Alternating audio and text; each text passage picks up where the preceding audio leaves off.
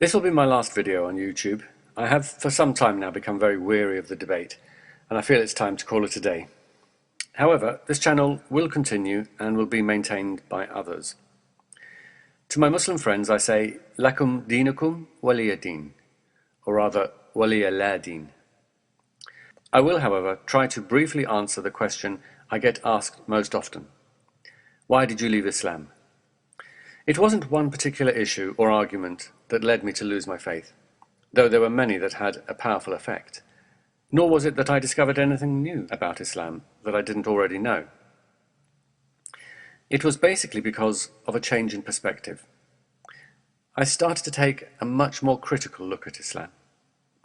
I'm not entirely sure how or what caused this change, but once it happened, the whole story Islam presented, and which I had for so long taken for granted, began to look increasingly absurd, and my faith slowly began to fall apart.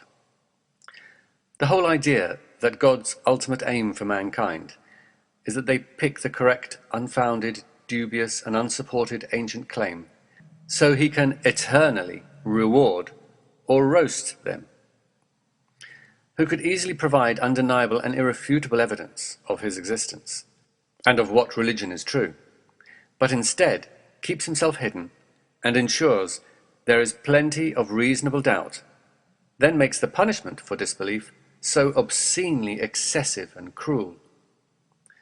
A God who does not need worship, yet demands worship, who does not need to create, but does so for the benefit of his creation, even though most of these wretched creatures will not benefit from being created, who wants us to freely choose to love and worship him, yet threatens us if we don't.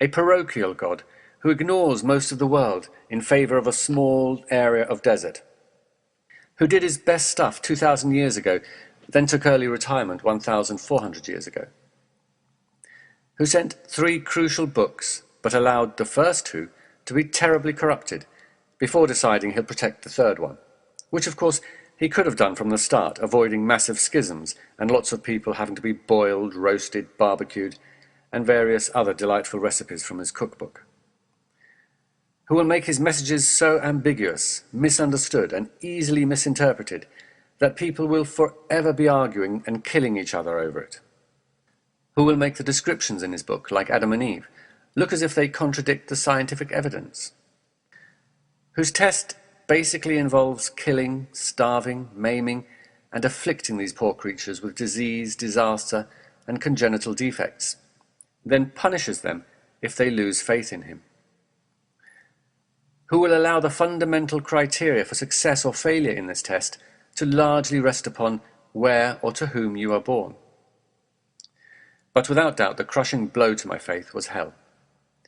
I simply couldn't believe that if there is a God, he would be so sadistically and pointlessly cruel to torture his flawed and limited creatures without end. Boiling fluid will be poured down onto their heads, which will melt what is in their bellies and skins. For them will be hooked rods of iron. Whenever in their anguish they try to escape from hell, they shall be dragged back. A fire which encompasses them like the walls and roof of a tent will hem them in. They will cry out for help, but will be granted scorching water like melted brass that will scald their faces, dragged through scalding, fetid fluid and burnt in the fire. As often as their skins are roasted through, we shall exchange them for new skins. No food except pus. The tree of Zaqqum will be the food of the sinners. Like molten brass it will boil their insides, like the boiling of scalding water. It will be said, seize him and drag him into the midst of the blazing fire, then pour over his head the torment of the boiling water. They will be given boiling water to drink that tears their bowels to pieces. Never will it be eased off them, nor will they be reprieved. Never will they get out. Hell for all eternity.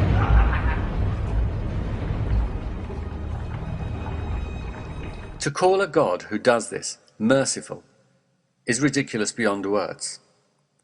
Once I looked at these verses with open eyes, my faith simply collapsed. And not because I totally reject the idea that there might be a God, but because if there is a God, I believed he must be better than this. For argument's sake, let's assume I have failed to comprehend God's wisdom.